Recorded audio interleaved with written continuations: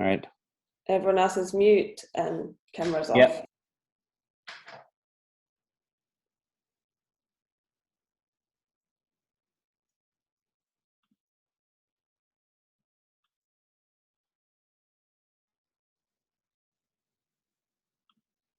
Hello? Hello? Yeah, we can hear you, Jenny. That's good. Oh, I'm just greeting people. Oh, okay, great. I'm just seeing people coming in, saying hello as you come in.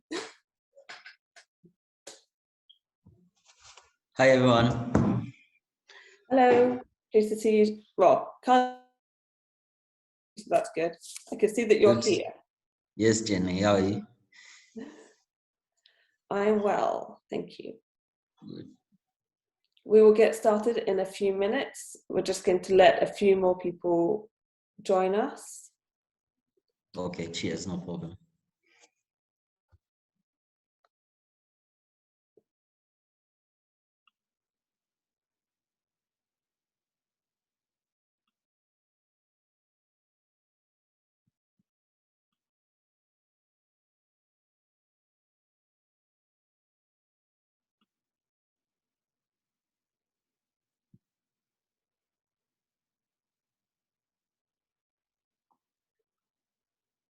Give it a couple more minutes before we get started.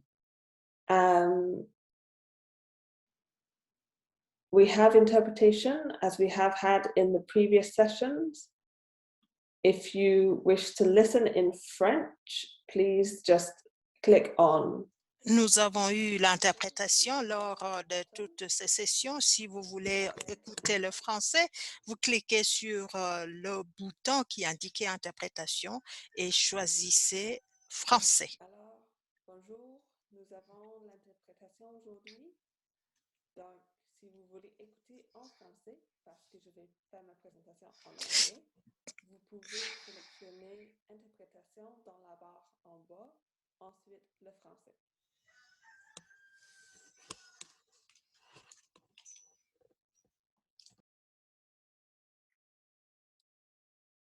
We will give it just one more minute in case people are running late.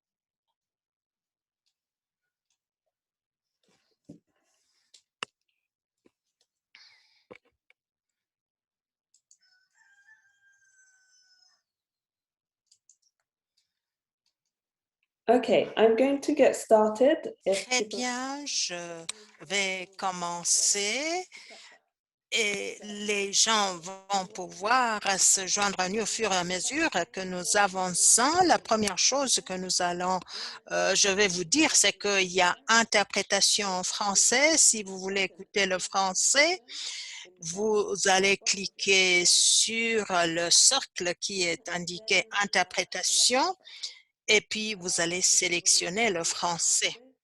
Sélectionnez interprétation dans la barre en bas, ensuite français. I invite you to ask questions at any time.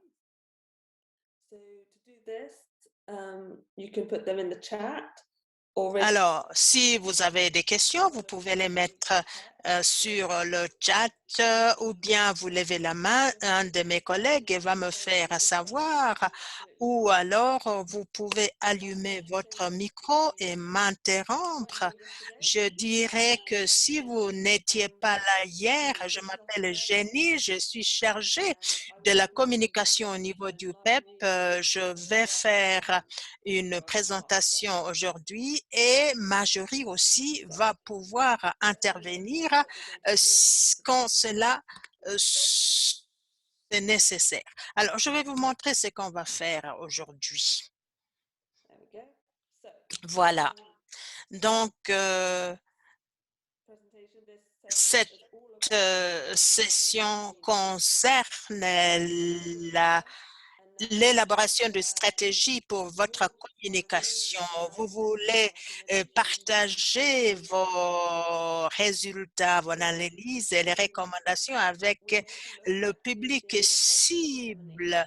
Donc, nous allons considérer la diffusion efficace de cette information et tout cela dépendra du public et nous allons voir comment nous pouvons adapter et visualiser votre message en fonction du public et puis nous allons regarder de plus près l'information politique que vous voulez transmettre. Alors, nous allons là où on commence, vous avez identifié les messages d'ordre politique que vous voulez transmettre. Vous avez identifié également le public auquel vous voulez transmettre l'information, les parties prenantes, les consultations et toute autre personne, comme nous l'avons dit hier.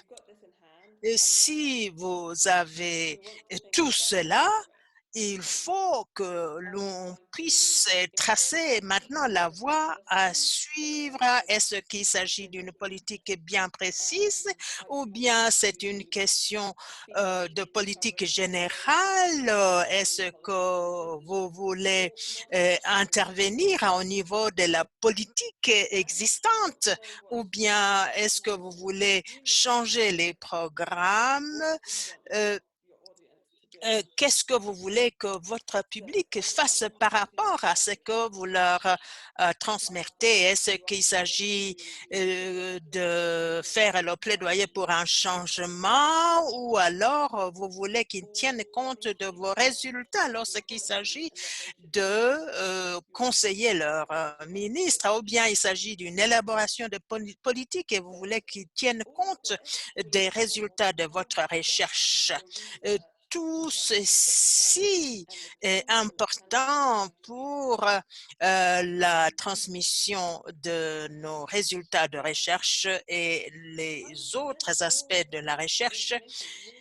Alors, la façon dont vous présentez votre information importe. Jusque-là, lors des 2 dernières sessions, nous avons dit qu'il s'agit de la politique et il faut garder cela à l'esprit.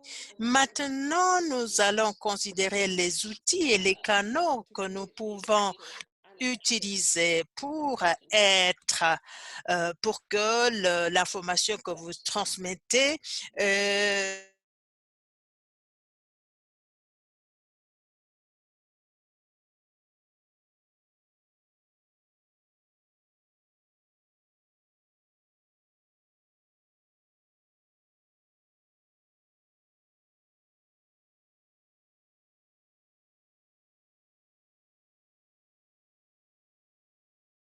This is my area. I am trained as a journalist a while ago, but yes, that's my training. So written tools is my area, and Marjorie will talk a bit more about the visualizing information, visual tools a little bit later. De l'information un peu plus tard. Alors, vous allez vouloir utiliser une variété d'outils parce qu'ils ont des différents objectifs. Alors, à quoi est-ce que chacun de ces outils est adapté? Alors, Policy Brief, c'est pour faire le plaidoyer pour les recommandations d'ordre politique et faire une analyse et de contexte. Alors, qui sont visés par cet outil? Ce sont des décideurs politiques et les partis politiques. Il faudrait savoir à quel décideur politique on a affaire et à quel parti prenant. Tout dépend de l'analyse que vous aurez fait.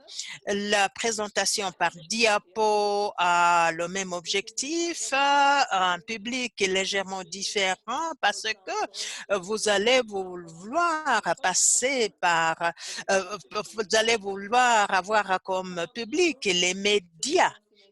Vous ne pouvez pas toujours parler, vous limiter aux décideurs politiques et parties prenantes, il faut parler aux médias. Nous allons voir comment on peut faire cela. Et puis, il y a invitation à une conférence. Ici, il s'agit de faire en sorte que les gens participent à votre événement. Et là encore, comme je l'ai dit, pour les diapositives, il s'agira de décideurs politiques et parties prenantes et les médias comme public. Un communiqué de presse, c'est pour que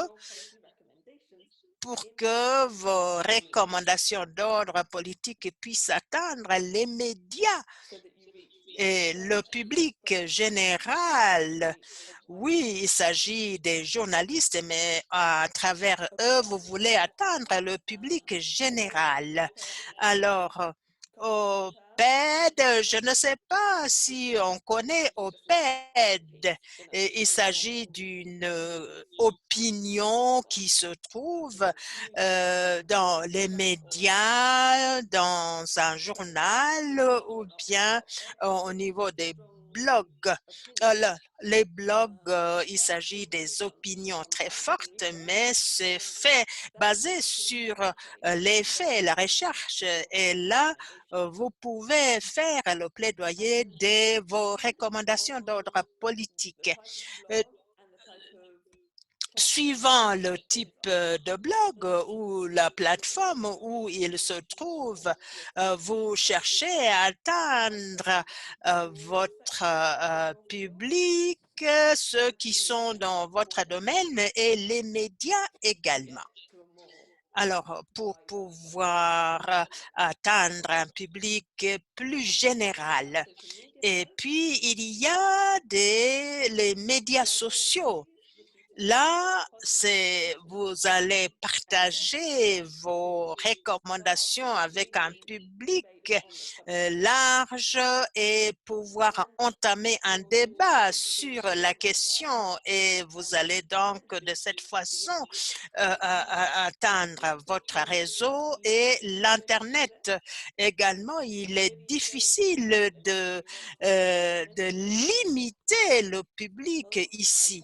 Mais je crois qu'il est possible, il y a certaines personnes qui ne veulent pas agir par rapport à vos recommandations. Vous pouvez adopter ces outils. Il y a similarité entre les outils et les publics et les différences sont importantes. Donc, il faudrait adapter votre contenu, votre message à l'outil et par là au public visé. Je voudrais que l'on considère un communiqué de politique. Alors, le premier outil. Alors, vous allez pouvoir utiliser ce même outil lors d'une conférence ou bien s'il s'agit d'une réunion des parties prenantes, mais bien évidemment, quand vous voyez la différence entre une conférence de politique et d'autres et d'autres réunions, il va falloir adapter votre message et la conférence où vous allez prendre la parole, ce ne sera pas aussi formel que le policy brief. Ça vous permet de vous exprimer d'une façon différente. J'ai parlé de policy brief. Chacun de ces outils ne peut faire tout. Si vous avez un outil sur votre ordinateur, vous n'allez pas faire aller de l'avant. Donc, il faut partager. Et là, c'est là que intervient la question des canaux.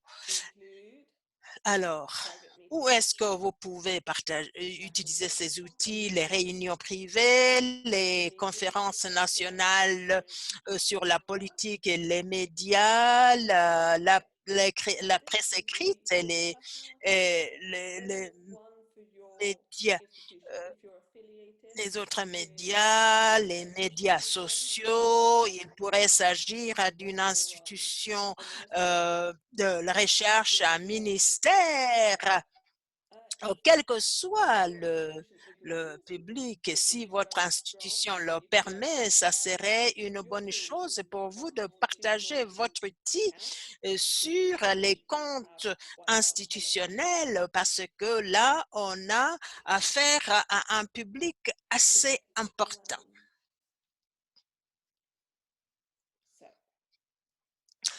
Voilà. Alors, nous allons voir comment le public influe sur le canal, lesquels canaux influent à leur tour les outils.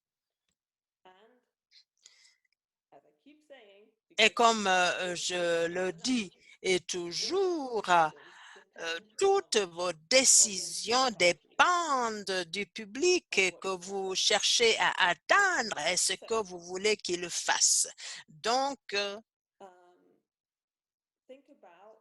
il faut chercher à savoir si votre message serait mieux partagé à titre personnel. Donc, il pourrait s'agir d'une réunion privée ou bien c'est un message pour le public général. Donc, vous allez considérer l'adoption des médias traditionnels ou les médias sociaux. Est-ce que vous voulez transmettre à votre message à un groupe spécifique ou une personne précise? Donc, vous allez adopter des réunions privées ou des conférences nationales. Les réunions privées, vous pouvez partager votre politique et vous pouvez avoir des diapos lors d'une conférence nationale. On peut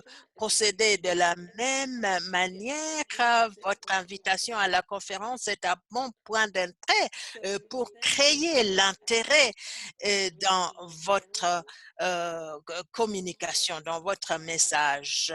Là, est-ce que vous voulez atteindre un public plus large et pourrait s'agir à des personnes qui sont intéressées par le développement. Si vous êtes intéressé par la science économique, c'est si ceux qui s'intéressent à la science économique et du développement, c'est un groupe beaucoup plus restreint, mais il s'agit d'un groupe anonyme dans une certaine mesure. Ce ne sont pas des personnes que vous connaissez. Donc, là, on peut passer par les médias sociaux, les médias traditionnels, la télévision, la radio, la presse écrite les médias sociaux, il faudrait utiliser votre compte personnel ou le compte institutionnel, et ce compte institutionnel donne un peu plus de poids parce qu'il s'agira de dire qu'il ne s'agit pas de l'idée d'une seule personne. C'est une des raisons pourquoi nous, à PEP, nous diffusons votre recherche sur notre plateforme. Alors, lorsque vous essayez de passer par les médias, il pourrait s'agir des communiqués de presse, il pourrait s'agir d'un blog ou d'un article, et j'ai ajouté des limites. Vous voulez inviter les médias à votre conférence. Les médias, pour les médias sociaux, il va falloir poster quelque chose. Ces médias, par les sociaux médias, vous allez établir un lien à d'autres outils. Et donc, de cette façon, vous allez pouvoir atteindre d'autres publics. Alors, lorsqu'il s'agit d'adapter votre message, la première chose à laquelle il faut penser, c'est votre public. Qu'est-ce qu'ils veulent savoir? Qu'est-ce qui les préoccupe? Est-ce que vous vous rappelez cet exemple de hier à renforcer la loi foncière de 2016 au sein de la communauté vont permettre aux femmes d'être des preneurs de décision sur les intrants et les récoltes? Comment est-ce qu'on peut adapter ce message à différents publics? Et par exemple, si on parle s'il s'agit des femmes, qu'est-ce qu'elles savent? Et elles savent que le pouvoir de prise de décision est très vital pour la responsabilisation des femmes. Ils savent que les femmes responsabilités sont importantes pour la productivité, le bien-être du ménage. On peut avoir promouvoir la responsabilisation des femmes. Il y a donc, leur intérêt, c'est de pouvoir promouvoir la productivité agricole.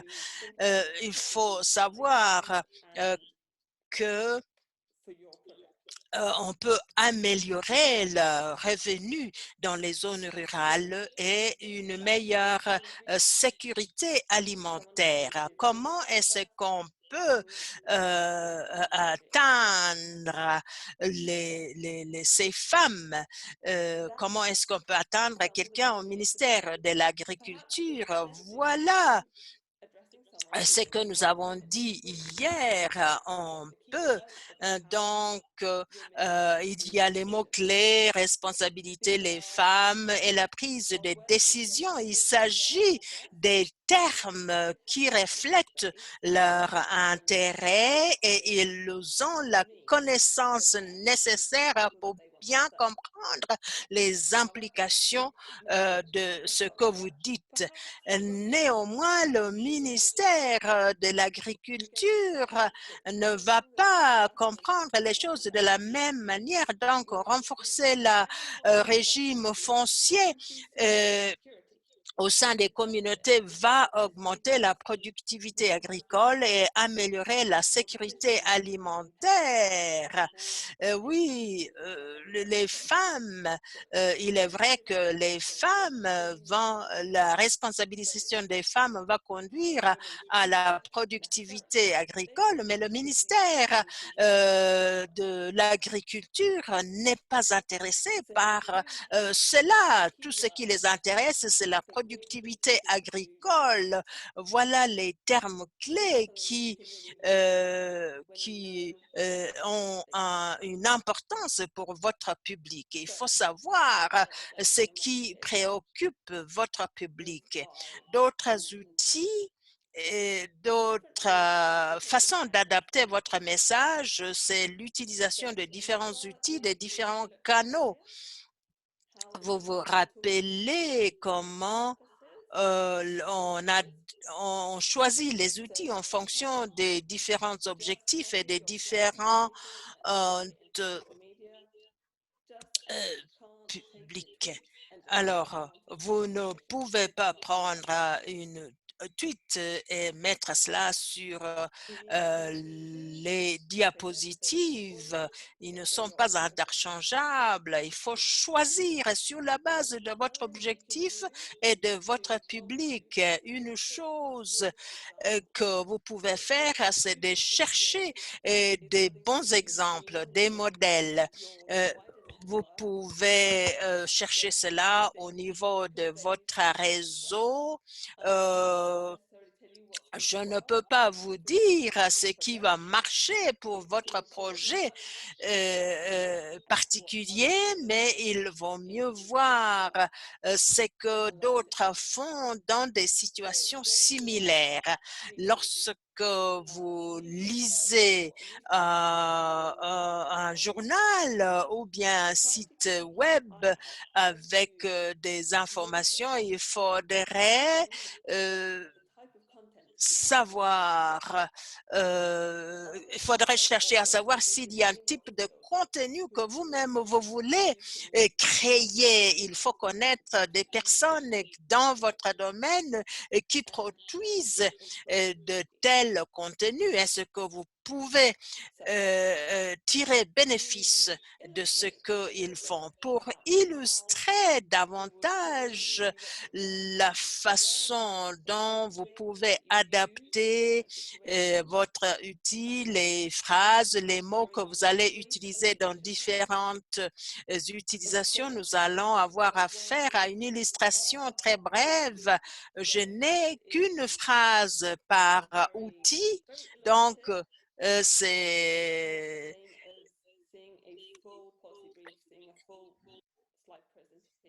alors, ce sont des phrases très courtes. Ce n'est pas comme si on avait une présentation à part entière. Donc, nous revenons au même message que nous avons vu hier. La réforme du régime français peut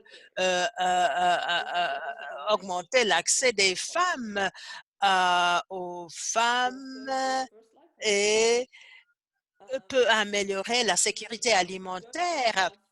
Au Nigeria, il n'est pas nécessaire d'avoir des phrases complètes, mais lorsqu'il s'agira pour vous de présenter cela, vous allez utiliser des phrases complètes. Il faut voir quel est l'objectif. Vous voulez faire en sorte que les personnes participent à votre événement. Vous voulez atteindre les médias, donc il y a quelque chose d'intéressant pour eux et il faudrait on peut la formuler comme ça, sachez comment des réformes qui mettent l'accent sur les femmes peut conduire à une amélioration de la sécurité alimentaire au Nigeria. Alors, quand on parle aux journalistes, les journalistes ont très peu de temps s'ils peuvent copier ce que vous avez dit. Donc, vous allez pouvoir transmettre votre message tel que vous l'avez formulé dans les médias traditionnels. Alors, il y a beaucoup de choses en ligne. Nous pouvons faire toute une série. Alors, mais il faut garder à l'esprit le fait que préparer un message peut affecter la façon dont votre projet est perçu. Un communiqué de presse pourrait se présenter de la manière suivante, augmenter ou améliorer l'accès de la femme à la terre en passant par les réformes foncières est vital pour la réduction de la faim.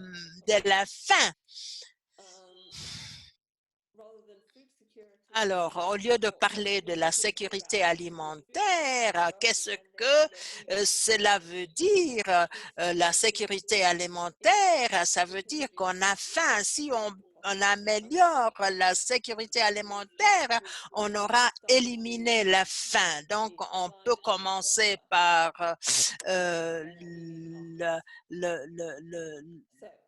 l'intitulé, puis nous expliquons ce que nous voulons. Dans un blog, vous allez peut-être vouloir formuler votre message comme le suivant. La réforme foncière qui responsabilise réellement la femme est vitale pour l'amélioration de la sécurité alimentaire au Nigeria. Cela sera basé sur, bien évidemment, sur les résultats de votre recherche. Ou le blog joue le rôle de plaidoyer pour vous. Vous voulez que les gens vous comprennent. Et puis, pour ce que vous allez mettre dans les médias sociaux, très souvent,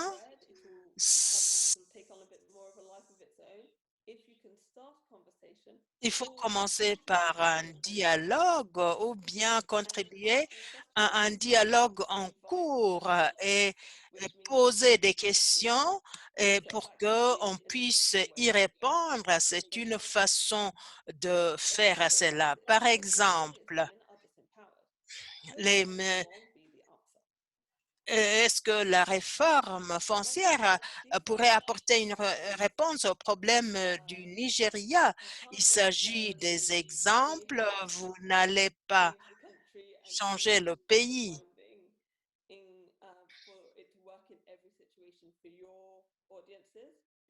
Ça ne peut pas marcher dans toutes les situations pour votre public. Vous connaissez votre public et vous devez, comme je l'ai dit, il faut toujours réfléchir sur votre public. Il faut penser à ce que vous voulez que votre public fasse. Alors, si vous avez réussi, est-ce que vous pouvez me dire, alors je vais vous poser une question. Vous pouvez brancher votre micro si vous pensez que vous savez, vous avez une réponse. Quel outil, quel canal est-ce que ces textes, est-ce que dans quel outil, dans quel canal est-ce que cela a été communiqué? Les enquêtes, les enquêtes au foyer systématiquement excluent ou ne comptent pas les populations vulnérables. Ces exclusions, ces sous-estimations vont avoir un effet sur les estimations sur l'accès à l'eau potable et à la sanitation adéquate. Ronly Baga écrit. Alors, ça vient d'où? Donc, quel canal? You think it could be the first part of it, maybe, but we've got who it's by. Oui, mais on oublie, qui a communiqué? Est-ce que vous mettez cela d'habitude? Est-ce que c'est un communiqué de politique? Est-ce que vous écrivez votre nom? Vous donnez votre nom? Non. Est-ce qu'il y a d'autres idées? Parce que le nom de l'auteur est compris dans cette communication. Alors, quels sont les... I suggest that it's not a policy brief. It's possibly adapted from a policy brief, but it's not quite the same. We've got a person, we've got a specific person. Donc, vous avez une personne spécifique qui présente son point de vue. Maybe a blog. Yes, a blog. C'est un blog peut-être. Ou peut-être un article, un éditorial, peut-être. C'est comme ça. C'est comme ça que vous pouvez savoir comment se présente un blog ou un éditorial, ou peut-être comment vous pouvez préparer cet article en utilisant votre propre voix, votre propre nom. Is it me or is that sentence very complex? Est-ce que cette phrase est très complexe? Oui, c'est une phrase très complexe. Je l'ai emprunté d'un journal. C'est assez complexe. Le fait que nous avons, c'est que nous avons un point de vue précis. C'est ça que je voulais mettre en exergue. Bien sûr, ce n'est pas tout le monde qui a eu cette formation. Ce n'est pas tout le monde qui est parfait dans tous les cas, de toute façon. Alors, qu'en est-il de cela? Les systèmes solaires isolés et dont les lampes solaires peuvent augmenter l'octroi d'électricité et améliorer le travail des femmes au foyer et dans les fermes. Alors, cela est écrit où?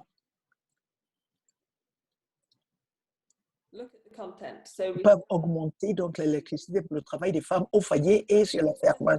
Donc, c'est très précis, c'est une recommandation très précise que les systèmes solaires isolés, ainsi que les systèmes solaires et les lampes solaires peuvent augmenter l'accès à l'électricité pour le travail des femmes au foyer et sur les fermes. Alors, est-ce qu'on pourrait écrire ou communiquer cela? Dans quel type de canal? I couldn't hear you. A policy brief, exactly. Yes. Donc, une communication politique, oui, exactement, c'est comme ça. Oui. Alors, comme vous voyez, ce n'est pas un avis, ce n'est pas présenté comme un avis, c'est présenté comme une recommandation factuelle. Et nous disons que si nous faisons ceci, cela va aider cela. Voilà, c'est le message clé duquel nous avons parlé hier. Alors, une dernière phrase.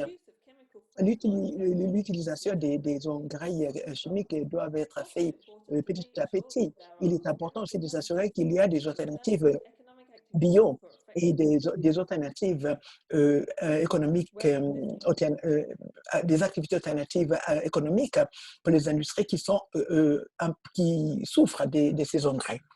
Alors, cela pouvait être écrit où? Dans une communication sur la politique, dans une présentation en transparent ou quoi? Alors, où est-ce que vous pourrez mettre cela? Comment est-ce que vous pourrez communiquer cela? L'utilisation des engrais chimiques doit se faire graduellement.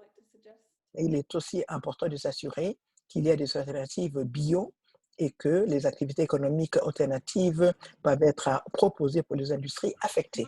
Alors, où est-ce que vous pouvez?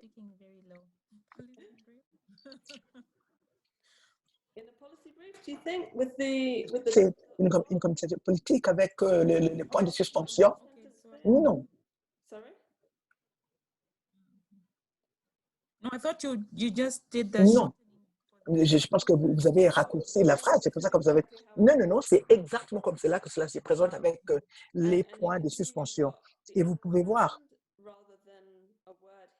nous voyons le « et », c'est le sigle, plutôt que le mot. Non, ce n'est pas l'écriture formelle. Donc, les médias sociaux, oui, exactement, c'est ça. Donc, ça, c'est dans les médias sociaux. Alors, je vous montre ces deux exemples pour vous montrer comment les gens utilisent différents canaux dans différentes situations. La façon de laquelle vous écrivez pour les médias sociaux, ce n'est pas la même façon que vous allez écrire dans une communication politique. C'est beaucoup moins formel. Et donc, pour parler un tout petit peu des médias sociaux, parce que Bien sûr, nous pouvons avoir toute une session sur les médias sociaux, mais il est important vraiment d'utiliser ces médias sociaux pour partager les conclusions de votre recherche.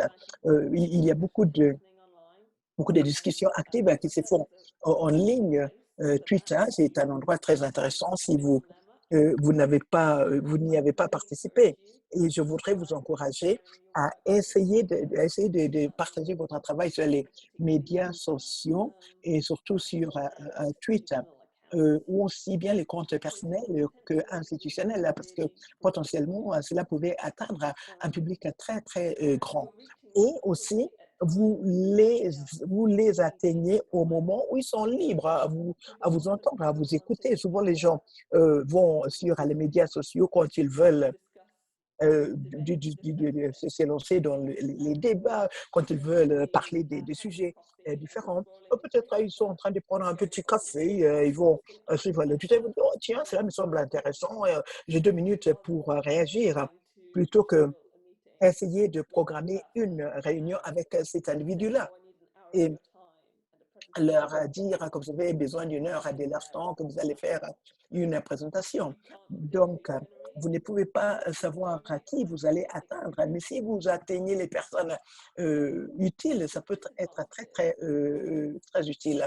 Alors, les désavantages des médias sociaux, c'est que tout d'abord, vous avez énormément de concurrence. Il y a beaucoup de bruit sur les médias sociaux et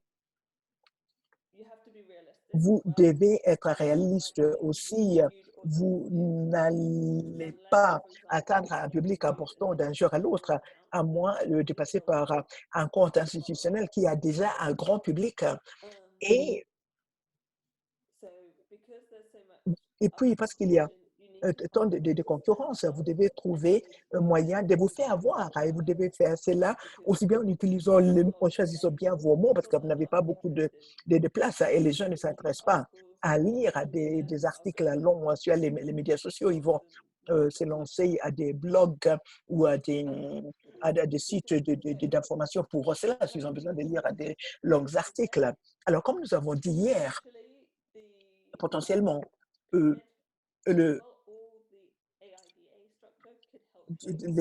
la structure du peuple peut vous aider pour que vous puissiez déterminer quelles sont les informations que vous voulez lancer sur les médias sociaux tout d'abord. Et dans ces cas-là, si vous avez une action que vous voulez faire, vous n'allez pas leur demander de changer de la politique, vous leur demandez de cliquer sur le lien pour lire votre communication politique, lire peut-être votre post-blog pour en savoir plus, mais ça présente le poids d'entrée. Alors, vous pouvez aider votre public cible. Vous pouvez dire, vous pouvez, s'ils ont des comptes personnels ou si c'est vous pouvez utiliser les hashtags, les mots-clés. Je ne sais pas comment. Si vous êtes à l'aise avec les médias, les hashtags, c'est une façon d'organiser les informations. Alors, vous pouvez avoir un hashtag et vous pouvez donc trouver tous les autres postes qui utilisent le même mot, les mêmes mots que vous avez sélectionnés. Et donc, si vous parlez, par exemple, de la sécurité alimentaire, vous pouvez dire hashtag food security, sécurité alimentaire. Et les gens qui s'intéressent à la sécurité alimentaire vont donc localiser votre post. Et si vous parlez, si vous cherchez un public plus un public un public précis. Vous pouvez les inviter et ou vous pouvez aussi poser cela sur leur compte. Si vous pouvez initier une conversation avec eux parce qu'ils auraient écrit quelque chose qui a rapport au sujet qui vous intéresse vous. Vous pouvez donc commencer déjà à établir un rapport avec eux. Alors, comme je l'ai dit, en ce qui est des médias sociaux, il y a très peu de place pour les mots. Donc, les images, les représentations visuelles sont très utiles si vous allez pouvoir communiquer votre message. Néanmoins, visualiser votre message, ce n'est pas simplement pour les médias sociaux. Et je vais redonner la parole à Marjorie pour qu'elle vous en parle davantage de cela.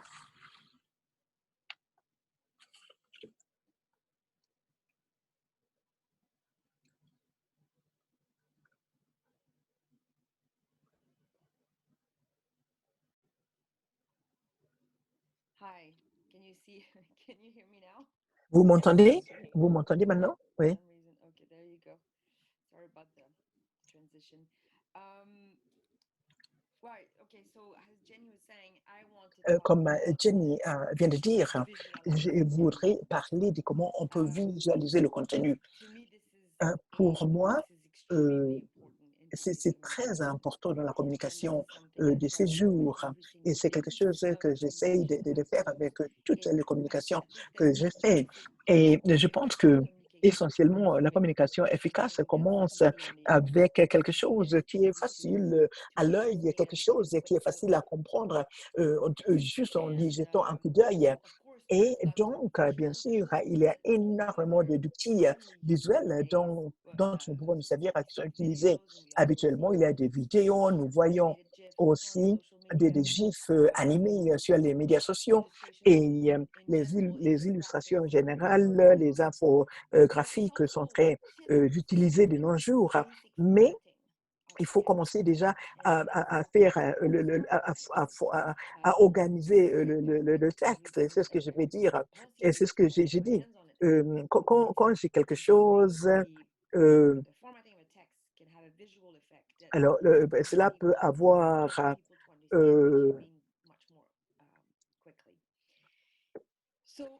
et donc, alors, les outils visuels sont inévitables de nos jours. Jenny parlait de la concurrence sur les médias sociaux et c'est un aspect vraiment très important. Beaucoup de gens vont produire des choses qui sont très attirantes des points de vue visuels. Ce sont les posts qui attirent l'attention des lecteurs. Quand les gens sont en train de regarder les médias sociaux, ils vont s'arrêter quand l'œil va tomber sur quelque chose qui est attirant. Donc, si vous ne faites que produire un texte écrit noir sur blanc, cela ne va pas être lu du tout. On va passer dessus. Et donc, il y a différentes façons d'améliorer cela. Et souvent, on n'a pas les compétences nécessaires. Si vous n'avez pas les compétences pour produire les visuels, vous pouvez demander à quelqu'un qui s'y connaît de le faire pour vous. Ça peut être, peut-être il faudra faire un petit investissement, mais je pense que ça vaut bien la peine. Et alors, rappelez-vous que les gens ne lisent plus. Alors, honnêtement, les gens ne lisent plus. Tout est visuel. Et quand on parle au public,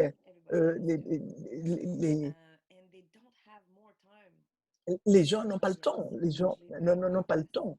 Votre public n'a pas plus de temps que les autres. Donc, vous devez produire quelque chose qui est facile à l'œil, facile à comprendre. Votre message doit être facile à digérer et à digérer immédiatement s'il va avoir un impact.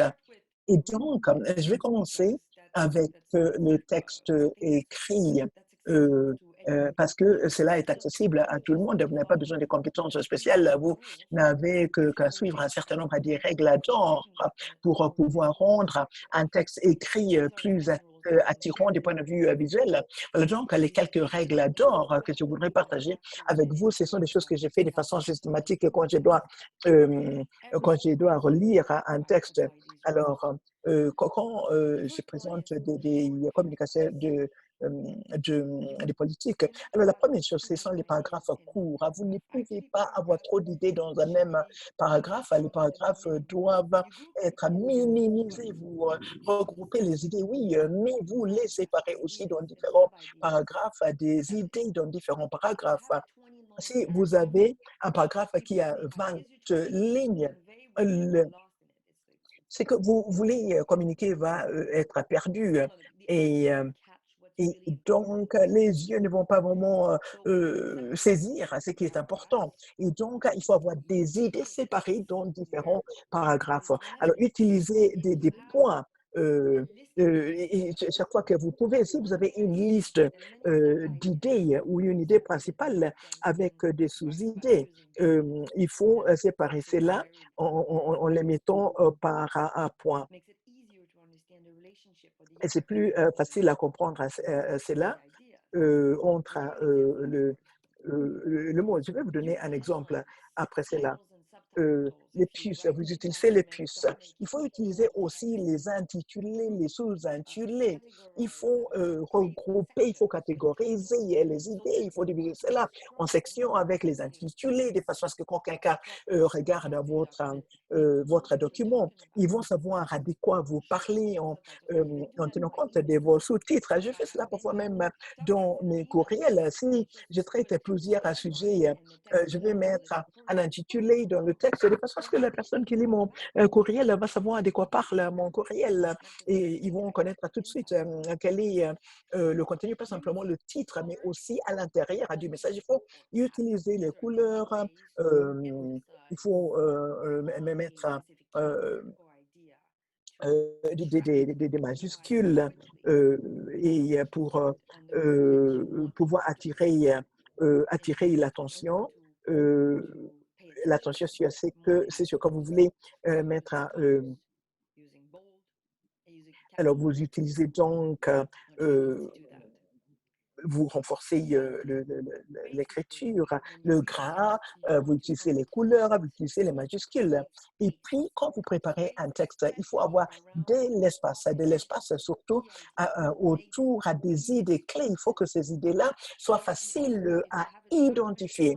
Si vous avez un document d'une page, il faut savoir que la première chose sur laquelle quelqu'un qui regarde cette page va pouvoir identifier, ce sont les idées clés, le message clé que vous voulez communiquer. La personne ne devrait pas devoir analyser votre texte pour comprendre ce que vous voulez dire. Il faut qu'ils arrivent à identifier votre point tout de suite. Alors, je vais vous donner un exemple. Alors, voilà, c'est un texte qui a été emprunté d'un exemple dont Jenny s'est déjà servi. C'est une introduction. C'est dans le contenu d'une communication des politiques. Dans un document, ces paragraphes ne sont pas trop longs. Non, la longueur est acceptable. Mais combien de temps est-ce qu'il faut pour comprendre de quoi il s'agit? Alors, il faut lire, il faut donner, il faut prendre le temps pour lire et comprendre quel est le sujet, quel est le message visé. Et donc, voilà, c'est une façon, vous pouvez présenter cela, vous pouvez avoir une politique en passant par les transparents. Vous pouvez faire cela. Vous ne pouvez pas utiliser un texte comme cela dans une présentation en transparent. Non, c'est pas permis. Les transparents ne sont pas censés traduire le texte dans son entièreté. Les transparents sont censés traduire les idées, les points clés. Et donc, quand vous avez un document, vous pouvez changer, vous pouvez transformer cela en ceci, vous voyez? Alors, voilà. Alors, ce que vous lisez là, c'est exactement ce qui est contenu dans le texte qu'on vient de voir. Voilà, comme celui-là. Mais vous avez exactement les mêmes idées, vous partagez exactement les mêmes mots, les mêmes informations. Et il n'y a rien qui manque. Mais c'est plus facile, bien sûr. Vous voyez, n'est-ce pas, pour prendre et comprendre ce texte et comprendre de quoi il s'agit en utilisant les intitulés, les points et puis le gras, la couleur, les idées, une idée par ligne. Je fais cela chaque fois que j'essaye de revoir des communications de politique. Alors, vos conclusions vont bénéficier si vous les communiquez de cette façon que de cette façon-ci. Et c'est facile d'énumérer les points, les résultats et les rendre plus faciles à comprendre. Et après, vous pouvez aller encore plus loin. On parle des règles d'or dont je vous avais déjà parlé. Vous créez de l'espace, vous utilisez de la couleur, vous utilisez les puces, vous regroupez les idées. C'est une façon. Vous pouvez aller encore plus loin et introduire le visuel. Et là encore, c'est exactement les mêmes informations que j'ai partage. Alors, dans cette présentation visuelle, vous voyez que la partie, c'est là, on décrit le secteur au foyer au Uruguay et vous voulez, alors, vous montrez le fait qu'il y a que la sécurité sociale est très basse et vous illustrez en même temps que avec les infographiques qu'il y a très peu d'hommes, que ce sont les femmes qui jouent, qui sont en majorité dans le secteur domestique. Alors, facile pour l'œil et cela va attirer l'attention du lecteur. Ils veulent savoir qu'est-ce que veut dire cette représentation graphique. Alors, on revient à nos règles d'or. Si vous devez vous rappeler d'une chose et de ce que je suis en train de dire aujourd'hui, ce sont ces 5 règles d'or qui doivent s'appliquer à n'importe quel texte, les paragraphes brefs, les puces, les intitulés, les couleurs, le gras, les majuscules, créer de l'espace de façon à pouvoir facilement identifier les idées clés dans un texte. Ça, c'est pour un document écrit ou pour les transparences et règles s'appliquent aussi pour les transparents, mais pour les transparents, vous pouvez aller plus loin encore avec les visuels. Mais on sait qu'il y a de la visualisation de l'information. Il y a des techniques de visualisation des données que vous, en tant qu'économiste, connaissez sans doute déjà. Comment vos graphiques, vos tableaux, vous connaissez les tableaux, vous connaissez les chiffres, n'est-ce pas? Et vous savez que parfois la qualité visuelle est souvent plus ou moins n'est pas toujours ce la qualité n'est pas toujours ça qu'elle devrait être pour attirer l'attention. Et bien sûr, un tableau, vous devez éviter les tableaux dans une communication de politique et dans les transparents comme ça. Et donc, les chiffres devraient être simples. On ne devrait pas devoir les analyser pour les comprendre, pour comprendre l'information qu'on veut partager. On devrait offrir l'information de façon à un clin d'œil. Et il y a des règles d'or. Nous parlons quand nous parlons de la visualisation, il y a l'utilisation des couleurs qui est optimale pour vous assurer que vous pouvez utiliser la couleur pour illustrer l'information, pour rendre l'information plus facile à saisir, mais pas trop de couleurs. Si vous en mettez trop, alors ça, on va confondre. Je vais vous donner un exemple de cela un peu plus tard. Donc, il y a ce qu'on appelle il y a trop de données. Il y a trop de données. Quand j'ai une représentation graphique avec beaucoup des colonnes qui ne sont pas nécessairement nécessaires pour comprendre le message que vous voulez communiquer. Il y a peut-être, il y a des choses que vous ne devez pas inclure. Il faut sélectionner les données qui sont nécessaires pour comprendre l'information, le message que vous voulez communiquer. Et donc, il faut éviter d'encombrer trop de couleurs, éviter trop de couleurs, trop d'informations. Il faut créer autant d'espace blanc que possible dans vos illustrations. Alors, là, un exemple. Alors, vous avez 2 représentations graphiques. Alors, à gauche par rapport à droite, est-ce que quelqu'un peut me dire lequel est plus facile à lire, à comprendre, à gauche ou à droite?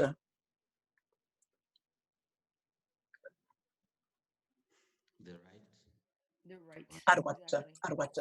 Oui, je crois. À droite, ce n'est pas aussi attirant du point de vue visuel, mais c'est beaucoup plus efficace pour pouvoir saisir l'information. Vous avez le nom de la personne, les ventes au premier regard, tandis que à gauche, vous devez tenir compte de la couleur pour l'associer à la personne, et puis vous devez essayer de voir ce que veulent dire les différentes colonnes, ainsi de suite. Donc, ce n'est pas aussi efficace. Et à droite, est plus efficace.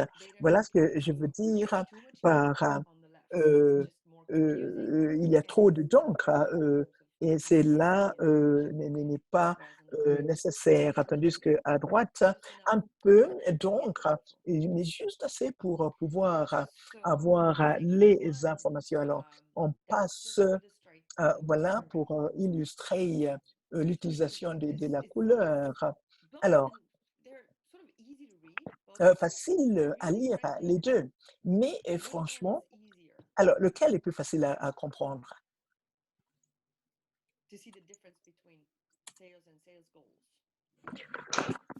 Le deuxième graphique est plus facile à comprendre. Tout à fait, tout à fait. So yeah, the second one, the one to the right, is easier to understand. And that's a very simple switch to go from bar to lines, and yet much more effective in terms of reading. So create white space as much as possible. Too much color would just, it's a burden for your eyes. Sorry, can I just add something that we see the bar charts a lot from Teams, a lot. And you can see here clearly why we ask you to switch to a line graph, because it's just so much easier to immediately understand the comparison between the two variables. And that's really the message that you want to convey. Yeah, exactly.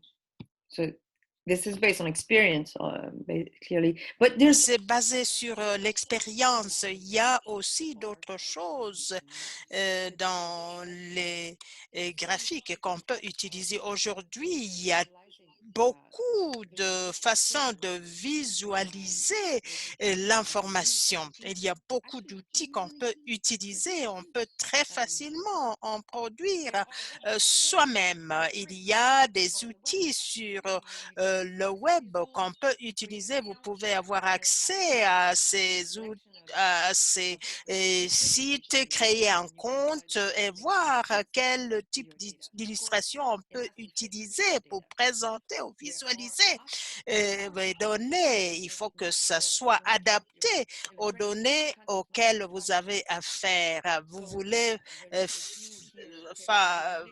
alors ici, il y a des rapports tableaux publics, il y en a qui sont gratuits, mais il y a beaucoup d'outils.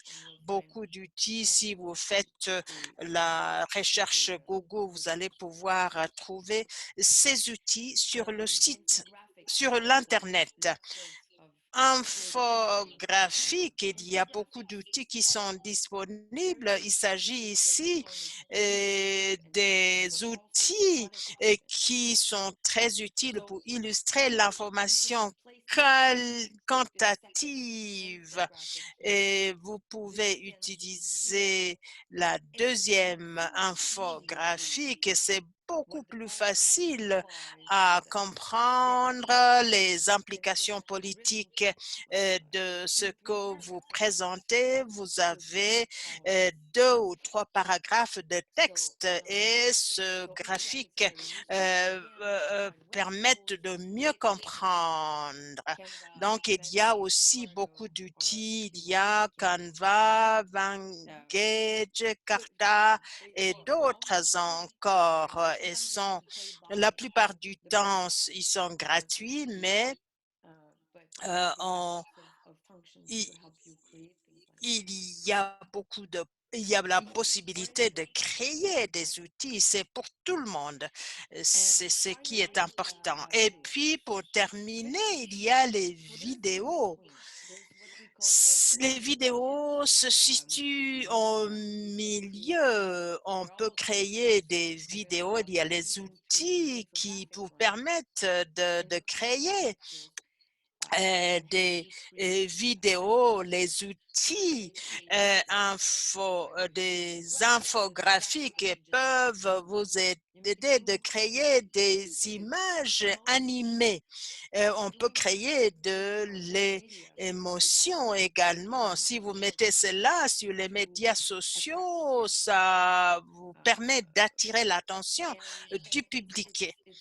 Et ça vaut la peine parce que si vous avez un message clair, vous avez quelque chose, vous avez une information importante que vous voulez transmettre, il faudrait l'animer dans les médias sociaux. Il y a la possibilité de trouver quelque chose pour créer ces images animées, les vidéos. Va au-delà d'un investissement. Il y a des outils pour créer des vidéos, on peut créer des images, il y aura le mouvement, on peut créer quelque chose avec une histoire. Une vidéo raconte une histoire, mais vous voulez avoir plusieurs idées, donc vous pouvez utiliser les vidéos pour donner un côté humain à ce que vous êtes en train de dire.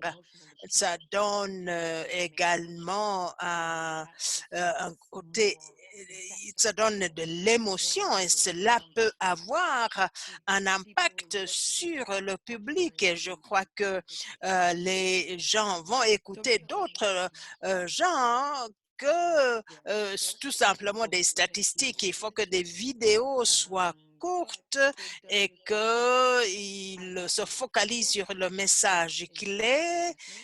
Mais il s'agit d'un investissement important. Si vous êtes fort dans l'utilisation de votre téléphone mobile, vous pouvez en créer l'idée dont il est question dans votre recherche faite, créer une vidéo assez bref, il y a des outils pour faire cela, des outils qui sont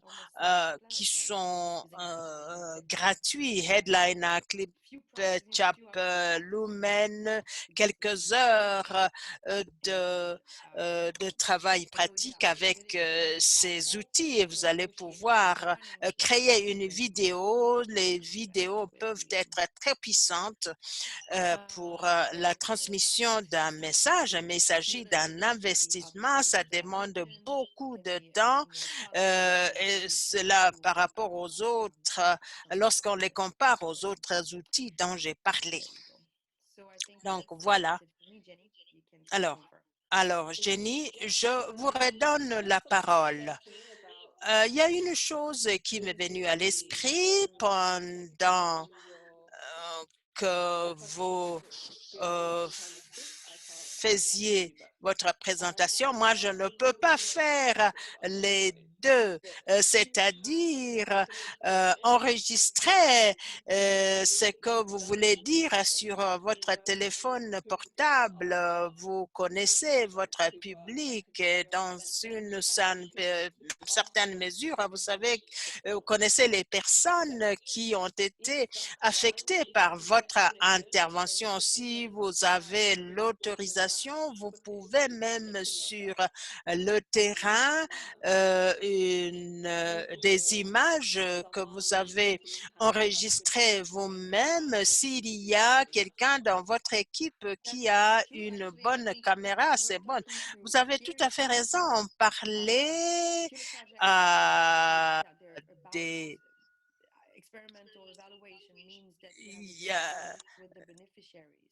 Alors, si vous faites une évaluation expérimentale, ça veut dire que vous avez un lien direct avec les bénéficiaires et filmer de tels événements, c'est une très bonne chose. Alors, ce que vous allez faire au niveau de votre projet, c'est d'avoir votre policy brief. Il y a un outil très utile pour pouvoir atteindre les parties prenantes, les décideurs politiques. C'est un outil que vous pouvez partager sur les médias sociaux. Il pourrait s'agir aussi des présentations en passant par les diapositives. C'est un outil que vous allez trouver très utile. Donc, je vais vous parler de comment vous pouvez utiliser cet outil. Fondamentalement,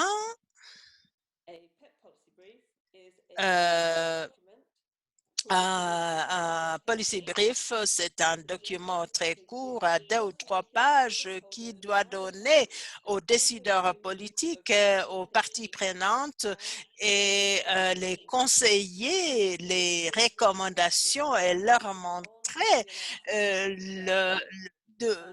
d'où ils viennent.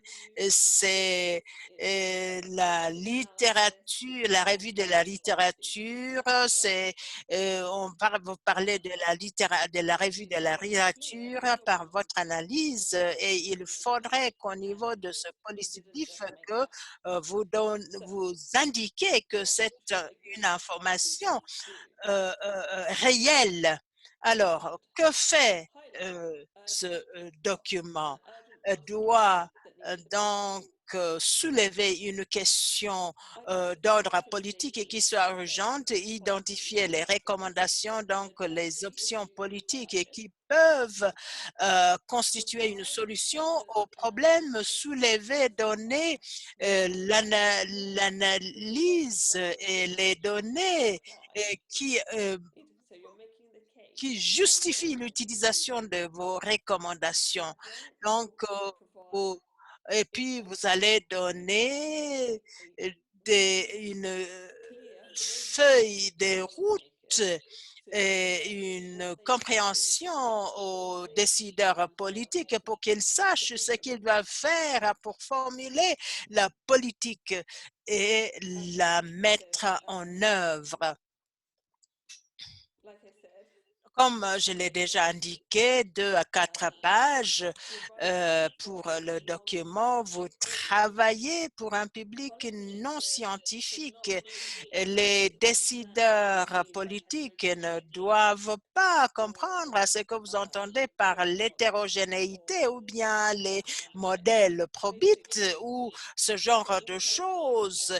Ce sont des termes dont je n'avais jamais entendu parler avant que je ne commence à travailler au niveau du PEP. La terminologie économique est normalisée, mais on ne doit pas s'attendre à ce que votre public connaisse ces termes.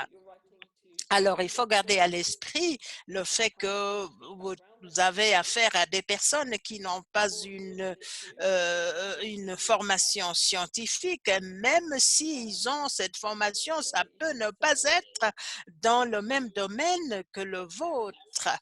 Vous pouvez, si vous devez parler à vos parents, vous saurez que c'est clair. Il faut que ce soit attrayant. Donc, vous pouvez utiliser des images, utiliser un langage adapté. Vous pouvez utiliser des graphiques et des tableaux qui sont faciles à interpréter.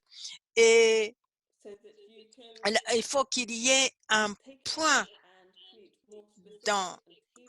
de départ pour les différents publics. nous allons vous demander de produire ce policy brief en anglais ou en français. Tout dépend de la langue que vous utilisez, mais si vous savez que dans votre pays, les décideurs politiques sont plus à l'aise avec l'anglais ou le français, il va falloir traduire cela. Vous pouvez traduire, vous pouvez regarder sur notre site web. Nous avons des policy briefs dans différentes langues parce que ils essayaient de communiquer avec des personnes qui parlaient différentes langues. Je m'excuse. Mon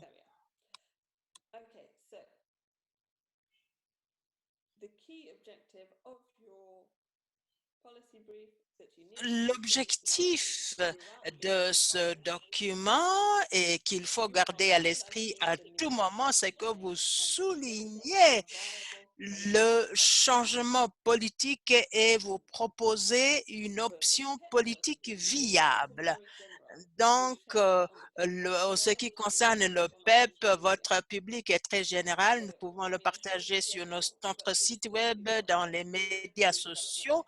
Et il y a ceux qui sont intéressés par l'économie du développement.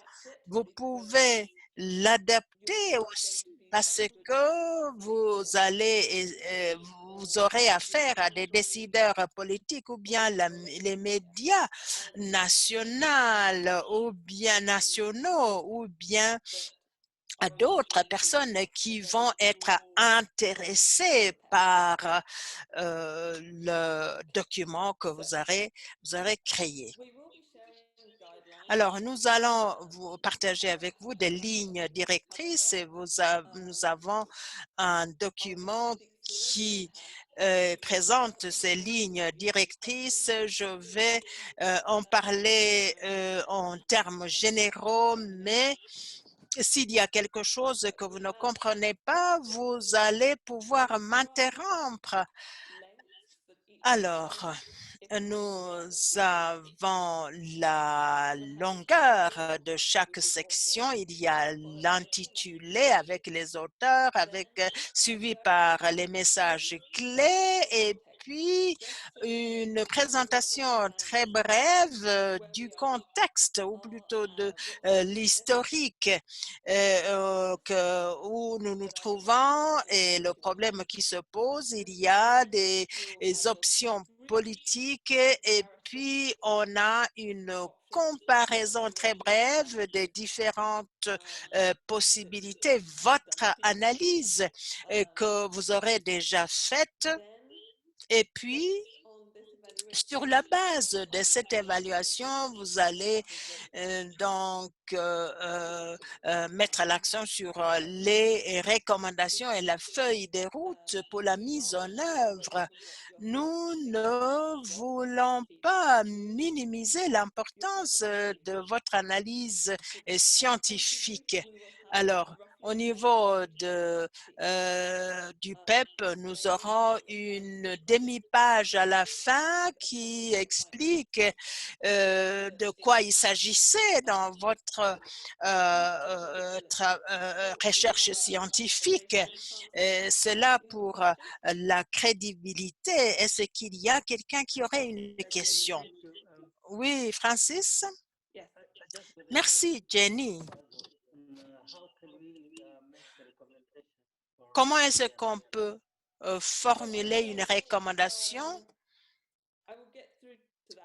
Je vais donc revenir sur chacun de ces points un à un. Peut-être que je vais continuer et puis si à la fin de la présentation, vous avez encore une question, vous allez pouvoir la poser. D'accord. Comme PEP s'occupe de l'analyse de la politique et nous avons des recherches de haut niveau c'est là que nous allons impliquer les chercheurs. Nous pensons que les décideurs politiques veulent savoir que l'information, la recommandation que vous leur proposez est basée sur l'information, mais peut-être pas trop. Tout ce qu'ils veulent savoir, que ce que vous recommandez a une base fiable. En plus de ces recommandations, il y aura des photos, des graphiques, peut-être 3 pages. Et l'idée, c'est qu'il s'agit d'un document que les personnes voudront lire et qu'ils vont pouvoir les lire rapidement et ils ne vont pas devoir parcourir une cinquantaine de pages pour pouvoir connaître les recommandations que vous voulez faire. Alors, nous allons commencer par l'intitulé. Ce ne sera pas le même titre que le titre du projet. Il faudrait qu'on puisse l'adapter à un public plus général. Il faut que ce soit attrayant, simple. Il faudrait donc que cela attire les lecteurs visés. Il faudrait que ce soit frappant et que ça suscite l'intérêt des publics visés et qu'ils se disent, voilà ce qu'il me faut. Par exemple, on a un exemple de l'Uruguay. L'emploi informel et la politique du marché de la main-d'œuvre, le cas des travailleurs au ménage en Uruguay. Nous ne savons pas ce qu'ils avaient trouvé comme résultat. On sait que l'emploi informel, c'est lié à la politique et il parle des travailleurs du ménage. Et alors, on peut reformuler cela que les travailleurs de ménage ont eu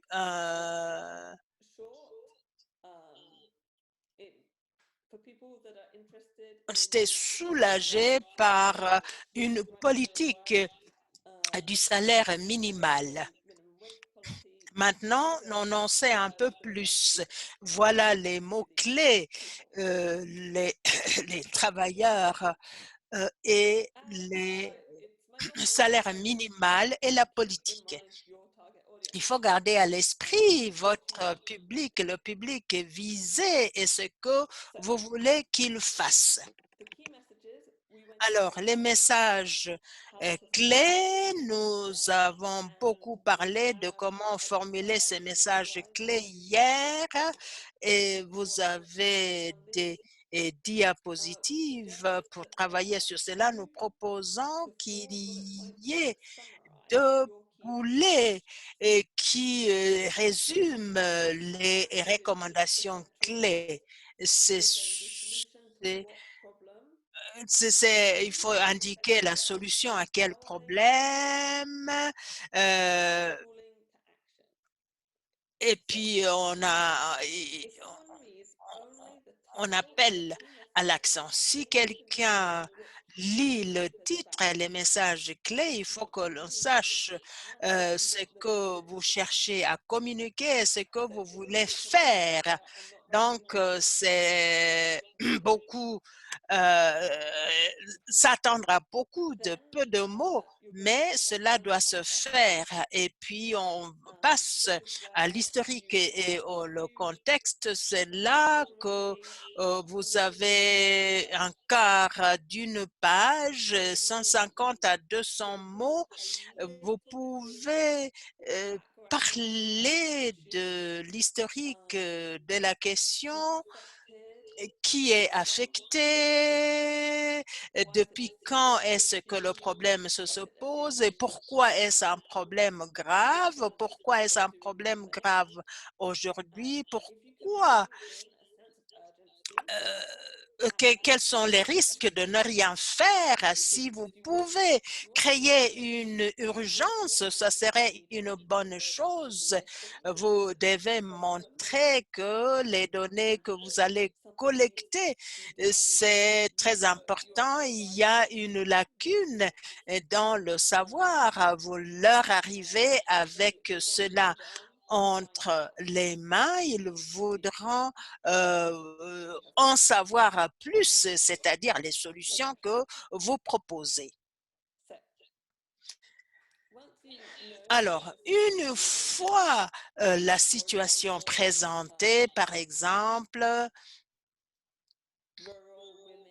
les femmes de milieu rural sont vulnérables en ce qui concerne le changement climatique et il y a une montée du nombre des catastrophes et on explique pourquoi les femmes sont plus vulnérables. Nous avons également identifié deux à quatre options politiques qui sont basées. Vous aurez parlé à vos décideurs politiques de la question. Dans le cadre des consultations, il pourra s'agir d'une partie très limitée de votre document. Il faut parler des options qu'il y a et pourquoi. Et puis, nous allons faire suivre cela par une comparaison pour faire ressortir les résultats les plus importants et les plus pertinents. Cela peut se faire en 500 mots maximum. Vous allez pouvoir faire le décompte des mots et utiliser un tableau comme celui-ci. Donc, nous avons déjà dit ce que cela veut dire, la subvention pour l'électricité rurale. Donc, nous n'avons pas entré dans les détails des différentes options parce que nous aurons déjà expliqué cela plus haut. Et puis, comme Marjorie a dit, on peut utiliser différentes couleurs, la relation entre les différentes options. Alors, on indique laquelle a l'impact le plus désirable. Et tout dépend de votre projet, de l'analyse que vous aurez effectuée. Ça dépend également de l'information que vous aurez partagée, mais il faut ajouter une valeur à tout cela ici, dire que le temps passé sur le travail au ménage, est-ce que c'est une bonne chose? C'est une chose plus ou moins mauvaise ou bonne? À quoi avons-nous affaire à ceux qui est-ce qu'il s'agit des personnes qui se connaissent en la matière? Qu'est-ce que cela veut dire avoir une réduction de 1%? Cela pourrait représenter des milliers ou des millions de personnes. Cette information peut rendre votre document beaucoup plus facile à comprendre. Une fois que vous avez présenté ces aspects de votre communication d'ordre politique. Et lorsque vous commencez avec une idée très claire, je pense que ça sera très utile. Est-ce que je peux dire quelque chose avant que vous ne passiez à autre chose? Il y a une chose que je voudrais dire sur la base de l'expérience, et notamment parce que les projets sont des projets d'évaluation. Il s'agit d'évaluer un programme. L'objectif de votre communication politique, c'est de pouvoir positionner votre communication dans une stratégie nationale, mais il est bien possible, bien évidemment, qu'il est difficile dans votre projet de comparer vos résultats avec les autres possibilités qu'il y a. Peut-être que votre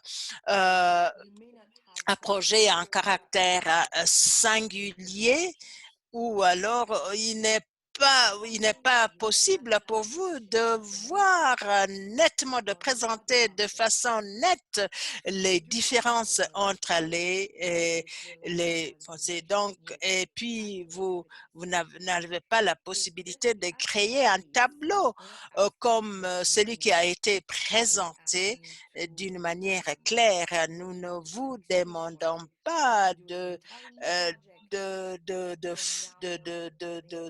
commencer un nouveau, un projet tout nouveau, mais ce que nous vous demandons de faire, c'est de veiller à ce que vous situez ou bien vous positionnez vos données dans un contexte plus large de prise de décision politique et considération du programme que vous êtes en train d'évaluer. Donc, nous allons considérer cela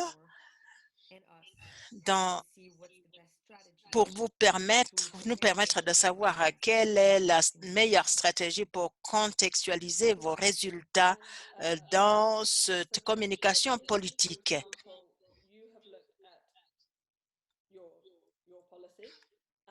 Si vous avez déjà examiné votre politique, mais que vous trouvez que vous avez considéré d'autres interventions possibles, et peut-être vous deviez expliquer pourquoi vous les avez mises de côté. Ça serait utile. Vous pourrez dire qu'il n'y avait pas suffisamment d'évidence, de preuves, ou peut-être qu'il il n'y avait pas suffisamment d'informations, et ou peut-être que ces alternatives ne s'appliquent pas autant au contexte. Vous pouvez dire, par exemple, nous recommandons cette option parce que cette option pourra avoir cet effet et parce que ça peut marcher comme ça, mais on a tenu compte de cette autre alternative, mais cela ne peut pas marcher, par exemple, dans une situation urbaine et nous pensons à un projet dans la situation rurale. C'est pour ça que nous avons mis de côté cette autre option. Voilà, c'est pour ça que nous avons dit que nous allons collaborer avec vous de près pour voir comment vous pouvez formuler cette partie de votre communication. Alors une partie d'illustrer les conclusions de vos conclusions, ce serait peut-être à démontrer les résultats de la politique que vous recommandez. Donc, une représentation graphique, un tableau peut être utile. Comme Marjorie elle a parlé de visualiser les informations, vous pouvez juste un coup d'œil là-dessus, vous pouvez tout de suite savoir quels sont les bénéfices. Nous n'avons pas de contexte pour mais vous voyez par la taille de chaque portion du cycle. Et cela donne une comparaison pour chaque option. et vous n'avez pas besoin de lire tous les différents pourcentages pour chaque secteur pour comprendre que le secteur public représente un pourcentage plus petit, par exemple, que les services ou le secteur de production. Et comme Marjorie a déjà dit, il y a beaucoup d'outils en ligne qui sont ou gratuits ou qui coûtent très peu cher. Et vous pourriez aussi, suivant l'institution à laquelle vous travaillez, vous pourriez peut-être avoir accès à certains de ces outils. Certaines institutions ont des permis pour les outils qui coûtent plus cher, puisque ces outils deviennent de plus en plus populaires. Vous pourriez peut-être demander à votre département, vous pouvez leur dire que vous en avez besoin. Parce que comme Marjorie a dit, la visualisation, c'est quelque chose qui va vous aider. Vous n'allez pas utiliser cela juste pour votre projet PEP, mais vous allez pouvoir utiliser ces outils en allant dès l'avant avec d'autres projets. Et puis, nous en arrivons à votre recommandation. Donc, vous avez déjà parlé de la façon de laquelle la politique sur laquelle vous avez fait vos recherches, et comparé par rapport aux autres options en tenant compte du contexte des politiques dans lequel vous travaillez. Et cela va vous conduire à votre recommandation. Vous allez identifier quelle est l'option de politique, la meilleure option de politique. La meilleure, bien sûr, est relative. Cela dépend, bien sûr, de votre public. Bien sûr, si vous identifiez quelque chose qui va éradiquer la pauvreté. Je pense que la plupart des gens vont être d'accord que c'est la meilleure politique, mais vous allez, comme Marjorie a dit hier, si il y a des coûts, un budget impliqué, il faut démontrer pourquoi votre recommandation, pourquoi la voie que vous recommandez est la meilleure et mieux que les autres options qui sont disponibles. Alors, vous voulez que cela soit clair, que cela soit concret, soit facile à actionner. Et cela voudra dire qu'il faut préparer une feuille de route pour la politique. Et ça, ce sont des étapes concrètes et spécifiques que votre public cible doit prendre pour la mise en application de votre recommandation. Et donc, alors, est-ce qu'ils doivent présenter cela à un comité de façon à ce que cela soit approuvé? Est-ce que la loi doit être adoptée? Quels sont les départements, quels ministères sont impliqués ou seraient impliqués? Qui d'autres devraient être impliqués? Ce n'est que quelques exemples ou quelques questions que vous devez vous poser avant que vous ne puissiez élaborer cette feuille de route. Il faut être le plus précis que possible. Il faut dire que votre feuille de route est aussi utile que possible. Parce que vous demandez à votre public cible d'agir et peut-être, idéalement, vous avez aligné cela avec leurs intérêts à eux, de façon à ce qu'ils puissent vraiment avoir une forte volonté d'aller de l'avant avec votre recommandation. Mais quand même, si ils jettent un coup d'œil sur votre feuille de route et cette feuille de route est très vague, ils vont se dire « Non, moi, je ne sais pas où je dois commencer, je n'ai pas le temps de faire des enquêtes, tant pis. » Et ce serait vraiment dommage après tout le travail que vous auriez investi à chaque étape de votre projet. Et donc, vous en serez à la fin, mais c'est vraiment quand même une étape très, très importante. Et comme nous l'avons déjà dit, à la fin, il faudra que vous ayez le résumé de vos analyses scientifiques. Et dans ces résumés, vous auriez les objectifs, les questions de recherche, les sources des données. Dans votre cas, ce serait ou des données primaires. Dans votre cas, je pense que ce serait des données primaires. Et d'où vient l'information que vous avez et les différents variants et est-ce que vous regardez les hommes par rapport aux femmes, les enfants par rapport aux adultes, les urbains par rapport aux ruraux, ainsi de suite.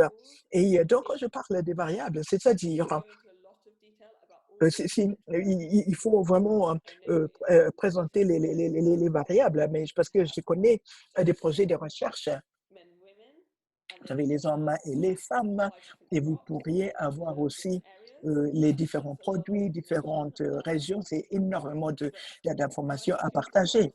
Mais il faut sélectionner les variables qui sont les plus pertinentes pour le sujet. Si vous devez exclure un certain nombre de variables, il faut penser, il faut dire que ce n'est pas perdu parce que les gens peuvent se référer à votre document plus détaillé. S'ils veulent le lire, il sera disponible. Mais au fin de cette communication, il faut savoir d'où sont venues vos données.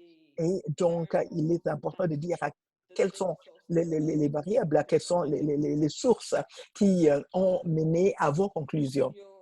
Et il faut très brièvement expliquer en deux petites phrases, dire à quelle a été votre méthodologie, votre approche, l'évaluation de l'impact, les expériences sur le terrain. Et finalement, il faut présenter vos conclusions principales.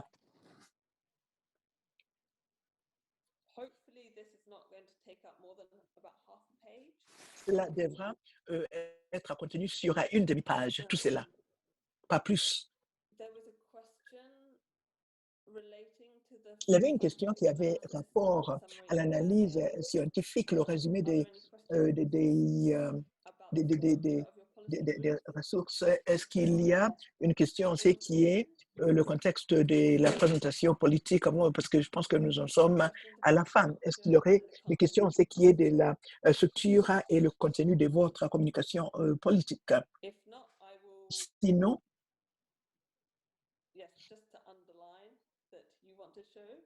je voudrais dire que vous devrez montrer que vos preuves ont des hautes qualités, mais il faut tenir compte de ce que le public cible peut comprendre. Il faut les faire comprendre que c'est vraiment des informations, des bonnes conclusions d'un travail scientifique, un travail fiable. Si c'est trop difficile pour eux de comprendre cela, ils pourraient penser, oh, vous êtes en train d'inventer tout cela parce que vous ne savez pas ce que cela veut dire. Si donc, si vous utilisez les explications scientifiques, ils vont comprendre la valeur, ils vont voir la valeur de votre travail et cela est très important.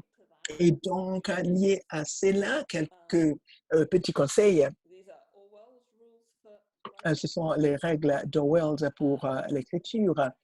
Il faut utiliser des mots complexes. Si vous pouvez utiliser un mot court, utiliser le mot long plutôt que length en anglais. S'il est possible de mettre des cours à mots, vous pouvez faire cela.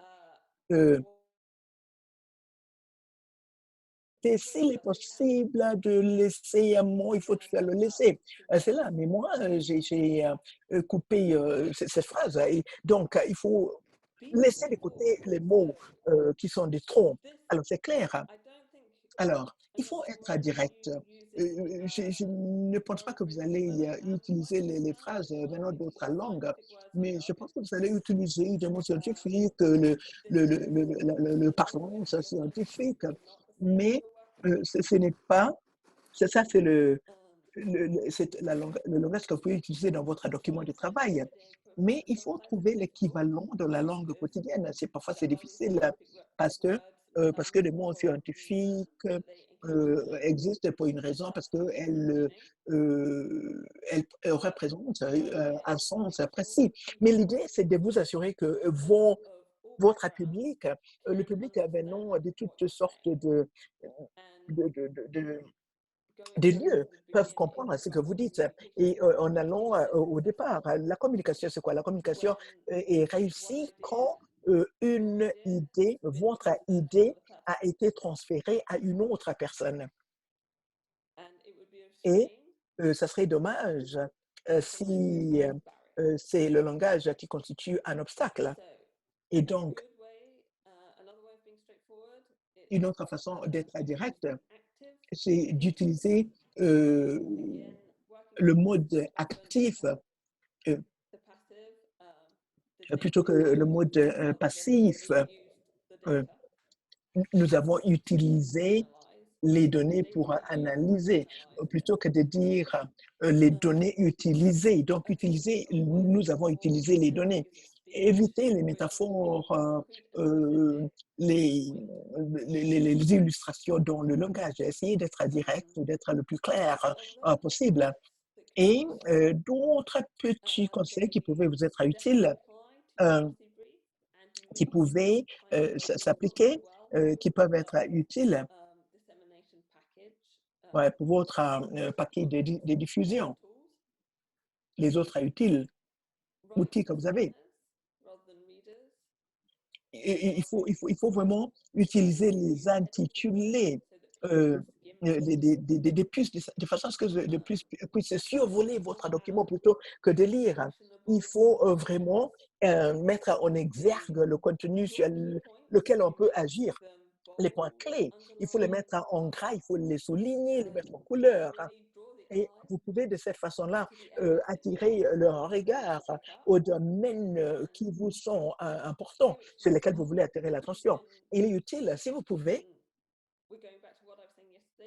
je reviens à ce que j'avais dit hier, si c'est facile à partager, vous pouvez aider le public.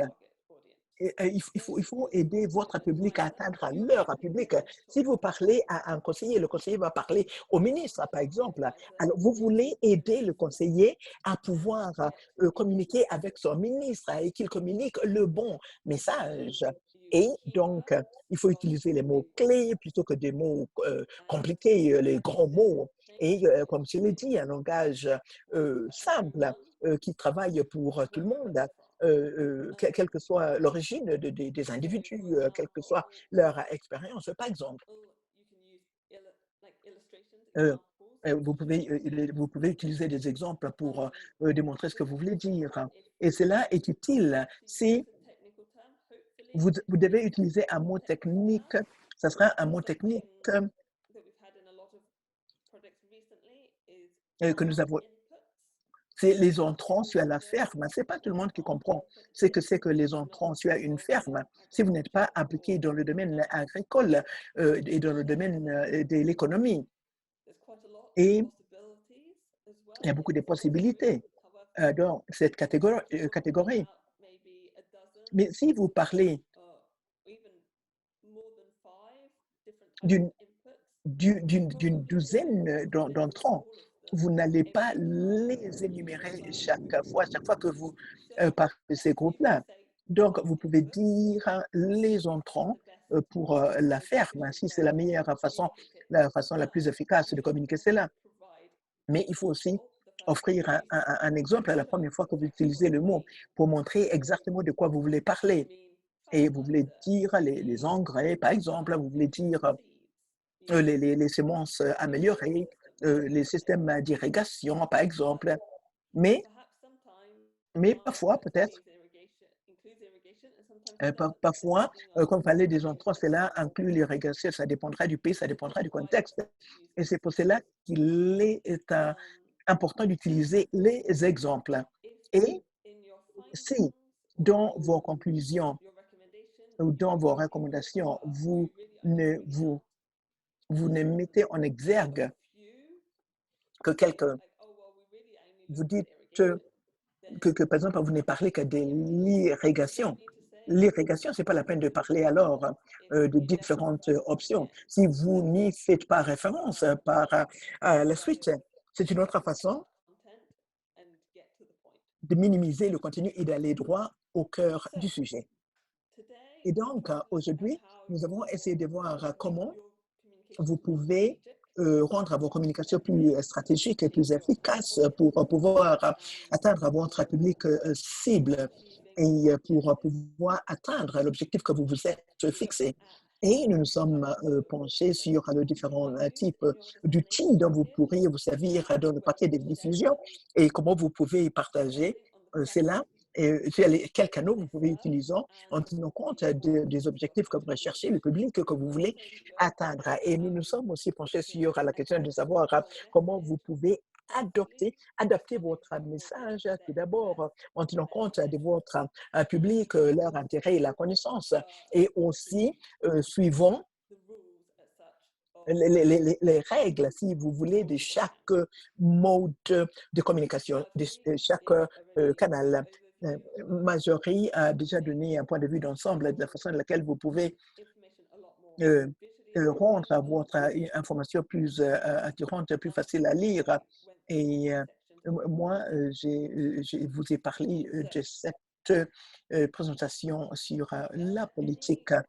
Est-ce qu'il y aurait des questions, ce qui est le contenu de notre présentation d'aujourd'hui, alors que je ne vous parle de l'exercice qu'on va vous demander d'entreprendre après cette présentation? Est-ce que vous avez des questions à poser? Bien sûr, si vous pensez à quelque chose, vous pourrez absolument nous envoyer des emails.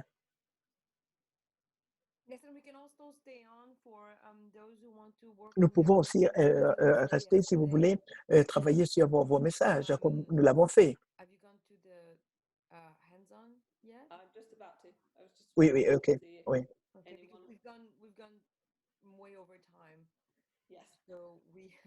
So we might want to, if there are questions, please feel free. S'il y a des questions, il faut les poser, sinon nous pouvons continuer. Ici, Jenny et moi, nous pouvons rester, nous sommes disponibles pour parler de votre exercice, parler de vos briefs, de vos communications, ainsi de suite, si vous avez des questions. Donc, alors, en utilisant les mêmes liens que nous vous avons donnés hier et avant-hier, il y a deux nouveaux transparents, les transparents 5 et 6. L'idée, c'est voir si vous pouvez adapter vos messages de politique à deux de vos publics cibles. Vous avez identifié vos publics cibles sur le transparent numéro 2. Alors, vous sélectionnez deux de ces publics cibles et après, vous allez voir quels sont les messages que vous voulez communiquer sur le transparent numéro 3. Et vous voulez voir comment vous pouvez adapter ces messages en utilisant, en visant les mots clés pour vous adresser à ces publics précis. Et nous allons partager cette présentation avec vous de façon à ce que vous puissiez revoir les exemples que nous vous avons donnés. Et comme Marjorie vient de dire, si vous voulez rester en ligne maintenant, vous pouvez le faire. Et si vous voulez nous poser des questions, et si vous voulez que nous regardions vos transparents, nous sommes disposés à le faire. Voilà, j'ai un certain nombre de références de façon à ce que si vous voulez, vous pouvez les lire pour avoir davantage d'informations. Sinon, je pense que nous en avons fini pour aujourd'hui. Et donc, je voudrais remercier nos interprètes pour avoir facilité la communication cet après-midi. Et merci à tout le monde d'avoir accepté notre invitation cet après-midi. Alors, un mot aussi, l'exercice, vous pouvez le faire quand vous serez libre, mais et je vois que la plupart d'entre vous, vous l'avez déjà fait. Mais si vous ne l'avez pas encore fait, si vous voulez finir cet exercice, c'est quelque chose qui peut vous aider vraiment à reconnaître les connaissances, à savoir à préparer vos outils de diffusion plus tard. Et cela va vous aider à mieux comprendre vos objectifs, vos publics, ainsi de suite. Donc, quand nous allons vous aider à développer votre message de politique, cela va, ça sera plus facile. Ça sera plus facile pour nous si ça rendra notre débat plus facile. Alors, bon courage. Et comme je dis dans mon mail, nous allons vous envoyer les enregistrements après la GM. Pour ceux qui ne pourront pas assister, je voudrais que vous posiez la question à ceux qui vont produire les communications des politiques, d'écouter les enregistrements et de revoir ce qui a été présenté. Merci à tout le monde et nous sommes disponibles pour ceux qui veulent rester en ligne. Ceux qui veulent partir, vous pouvez partir. Alors, merci et bonne fin de journée à tout le monde. Thank you, Chitalu. Merci, Merci, Isabelle, Isabelle. ça fait plaisir. Thank you, Jenny and Marjorie. Merci beaucoup. Merci, Sonia. Thank you. Merci beaucoup pour le cours. Oui, l'équipe de Côte d'Ivoire aurait voulu représenter encore l'exercice fait, mais on a eu quelques soucis d'ordre technique. Donc, comme nous sommes là, je pense qu'on va peut-être saisir un peu l'occasion pour essayer de voir c'est sur les mots-clés qu'on peut adresser à notre public cible 1. C'est-à-dire que l'équipe de Côte d'Ivoire, nous, on a notre cible 1, c'est la primature. Oui. Voilà, donc on va essayer de faire, parce qu'on n'a pas pu faire, comme j'ai dit, de façon technique, on n'a pas vraiment pu travailler là-dessus. Vous avez vu même au cours de la connexion, moi je vous perdais, après la connexion revenait, donc je n'ai pas vraiment totalement bien suivi. Mais bon, on va essayer l'exercice pour avoir en tout cas un document plus fluide et simple à présenter aux politiques ici. OK. Donc, Sonia, on a bon, pour pouvoir partager notre, je ne sais pas, vous pouvez peut-être présenter pour nous. Oui, vous voulez dire partager l'écran pour voir Partager l'écran, voilà, pour notre, on n'a pas encore pu remplir, donc on va avec vous voir comment est-ce qu'on adresse au moins le message au public cible. Oui. OK. Jenny, moi, j'ai changé d'ordinateur. Je ne sais pas si j'ai... OK. Est-ce que tu as accès aux slides? Je peux aller voir, attends un petit peu. Là. Sonia? Je vais essayer de me connecter. Comme il y avait le nouveau slide, je ne l'ai pas téléchargé, je travaille directement dedans. Oui, on voit directement, c'est en ligne directement, en fait, je crois. Oui, c'est ce que je veux faire maintenant. Je l'ai trouvé. Je peux partager mon écran. Merci à vous.